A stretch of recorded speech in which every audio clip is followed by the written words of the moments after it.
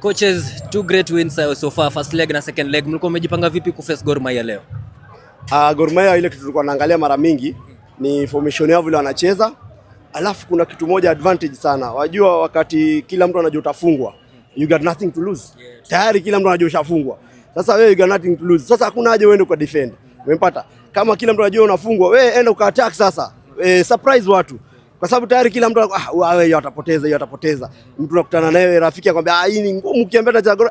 Gor. Lakini sasa hiyo inatupatia moyo zaidi kwa maana okay tusha lose. Okay sasa acha tuka attack. Lakini ingekuwa ni kama sisi tuko pale juu na wao tungekuwa cautious ku defend. Sasa hii imetupatia advantage ya kukanyaga juu. Ushanipata?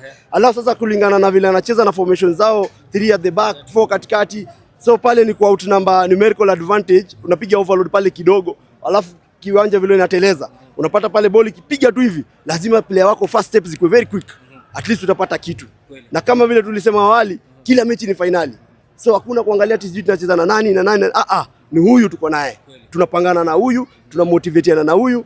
Na wachezaji wameclick kabisa. Maana yake hakuna kitu inawezekani, au sio? Kweli. In the first half mlikuwa overload sana katikati, pia kuingia kwa sababu wako na defenders watatu, mnapiga a lot of attacking football pale. Second half mmecheza low block kidogo, mlikuwa mmejipanga vipi second half kuingia? Unajua advantage inatokea wapi?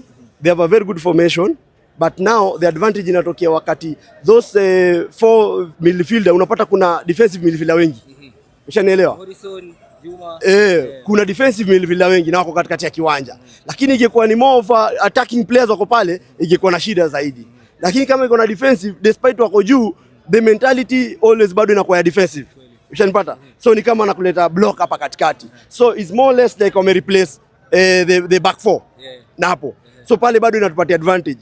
Lakini ile formation ingekuwa na more attacking players hapo katikati, ingekuwa ni shida. Ushanielewa? Sawa. Heading to the close of the season, expectation itakuwa gani sana? Objective ni moja, kutoka hapo kwa red. Na hiyo nyingine tutapanga next season. Objective ni kutoka hapo, Mungu akisaidia tusicheze hata playoff, tupige tuondoke hapo kabisa. Umepata? Tukiondoka hapo hiyo nyingine tupange. Ni all the best in the next match. Thank you very much. Safi sana coaches. Safi.